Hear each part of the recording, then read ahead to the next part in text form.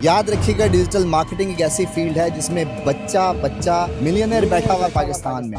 इस बेस पर ऑफलोड कर दिया गया क्योंकि वो उम्र में कम है, क्योंकि वो प्रूफ नहीं कर पाया अपनी बातों से। हालांकि उसने मिलियन ऑफ डॉलर रिसीव किया हुआ था, एफबीआर में रजिस्टर था, सारी बुकिंग हुई हुई थी। टिकट के पैसे जो कि तकरीबन 8 से 10 लाख का नुकसान बनता है कम से कम, उन्होंने उस बंदे को ऑफलोड का ठप्पा लगाया और उसे घर भेज दिया।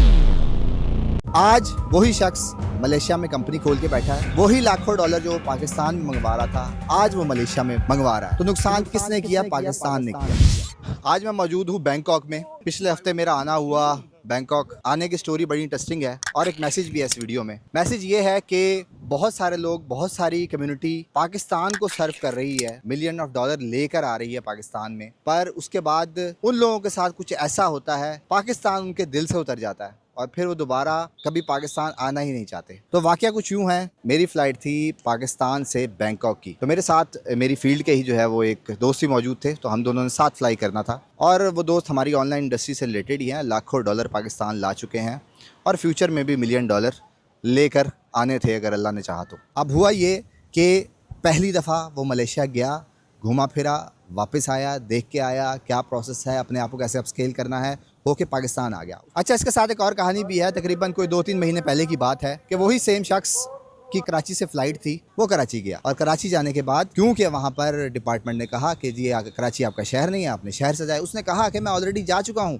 तो उन्होंने कहा कि नहीं, पहले आप गए थे, अब आप जाएंगे तो वापस नहीं आएंगे। क्यों? क्योंकि आपकी उम्र कम है। हालांकि एफबीआर मौजूद है, लाखों रुपए बैंक में वो बंदा शो करा रहा है, वो कह रहे हैं नहीं आपका पैसा ही नहीं है, बैंक में लाइव उनको प्रूफ दिखा रहे हैं। इस बेस पर ऑफलोड कर दिया गया क्योंकि वो उम्र में कम है, क्योंकि वो प्रूफ नहीं कर पाया अपनी बातों से। हालांकि उसने मिलियन ऑफ डॉलर रिसीव किया हुआ था, एफबीआर में रजिस्टर था। क्योंकि वो शख्स कराची का नहीं था, इसलिए उन्होंने कहा कि आप किसी और एयरपोर्ट से जाएं, कराची आपका शहर नहीं है, इसलिए आपको नहीं अलाउ करने दे सकते। सारी बुकिंग हुई हुई थी। टिकट के पैसे जो कि तकरीबन 8 से 10 लाख का नुकसान बनता है कम से कम, उन्होंने उस बंदे को ऑफलोड का ठप्पा लगाया और उसे घर भेज दिया।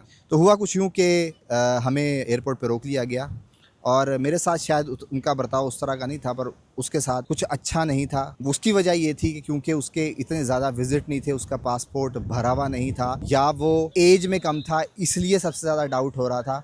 और मेन वजह यही थी कि क्योंकि 22-23 साल की उम्र में कोई लाखों डॉलर कमा लेता है, तो किसी के लिए ये यकीन नहीं आता उसको, एक आम आदमी को, क्या ऐसा पॉसिबल हो सकता है। तो उनको लगता है कि शायद कोई स्मगल कर रहा है या कुछ और काम कर रहा है, इलीगल एक्टिविटी से रिलेटेड है। तो बहुत ज़्यादा तंग किया, क्योंकि हम दोनों ने साथ जाना था, तो मैं भी रुका रहा, वो भी रुका रहा। उसमें इतने सवाल जवाब किए गए जिससे साफ जाहिर हो रहा था कि वो पाकिस्तान से बाहर नहीं जाने दे रहे। उसकी बहुत सारी वजूहात होगी, चाहे वो डंकी हो, किसी वजह से हो। स्पेसिफिक डिपार्टमेंट इसमें एफआईए का था जो कि पार्ट प्ले कर रहा था, चेक एंड बैलेंस कर रहा था। वो अपने तौर पे बिल्कुल ठीक काम कर रहे थे, उनका हक बनता है चेक करना, क्योंकि जिस तरह हम देख रहे हैं कि लीगल लोग बाहर जा रहे हैं, उनको कंट्रोल करना चाहिए। पर सवाल मेरा ये है कि वहाँ पर हमने आधा पौना घंटा, डेढ़ घंटा, फ्लाइट जाने में सिर्फ 15 मिनट या 10 मिनट रह गए थे, तो फिर उन्होंने अलाउ कर दिया और हमें जहाज़ में चढ़ा दिया। पर क्या इस 10 मिनट, 15 मिनट, आधे घंटे की प्रैक्टिस में उन्होंने ये चेक कर लिया कि जो बंदा जा रहा है वो ठीक जा रहा है? और जो अगर उन्होंने अलाउ किया तो ये देख के अलाउ किया कि वो बंदा बिल्कुल ठीक है,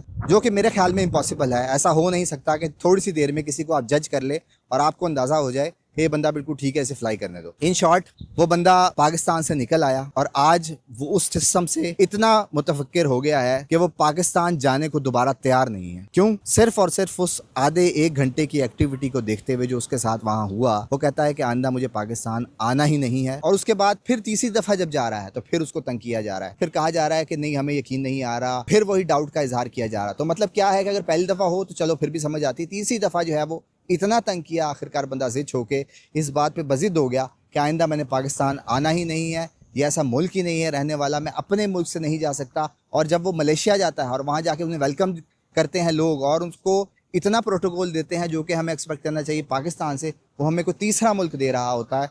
आज वही शख्स मलेशिया में कंपनी खोल के बैठा है, वही लाखों डॉलर जो पाकिस्तान में मंगवा रहा था, आज वो मलेशिया में मंगवा रहा है। तो नुकसान किसने किया? पाकिस्तान ने किया। तो फिर सोचने का मकाम है कि हमारे सिस्टम में कहाँ कमी रह गई है कि हम इलीगल धड़ाधड़ जाए जा रहे हैं और जनवन लोगों को रोका जा रहा है और इलीगल फिर भी किसी ना किसी रास्ते बनाकर जो है वो निकल रहे हैं। कम्युनिटी को नुकसान हो रहा है। डिजिटल मार्केटिंग जिसको हम प्रमोट करते हैं, जो कि इतना ज़्यादा बड़ी इनकम जो है पाकिस्तान में लेके आ रहे हैं, वो रिस्क पर है। तो इस वजह से मेरा उन तमाम डिपार्टमेंट्स को ये मैसेज है, अगर आपने किसी को चेक करना है आप पहले नोटिस दे दें, ऑन टाइम उस थोड़े से पीरियड में शायद आप नहीं चेक कर पाएंगे कौन ठीक है गलत है, और ये एक गलत डिसीजन हुआ। और इस तरह के बहुत सारे लोग हैं जो कि मेरी कम्युनिटी से रिलेटेड हैं, जो कि इस चीज़ से अफेक्ट होते हैं और फिर पाकिस्तान छोड़ के चले जाते हैं और पाकिस्तान के डिपार्टमेंट्स को बुरा कहते हैं। तो इसलिए सिस्टम बनाने की ज़रूरत है, और ये सिस्टम जिस दिन बन जाएगा तो शायद हम बहुत दूर जा सकते हैं। Thank you very much.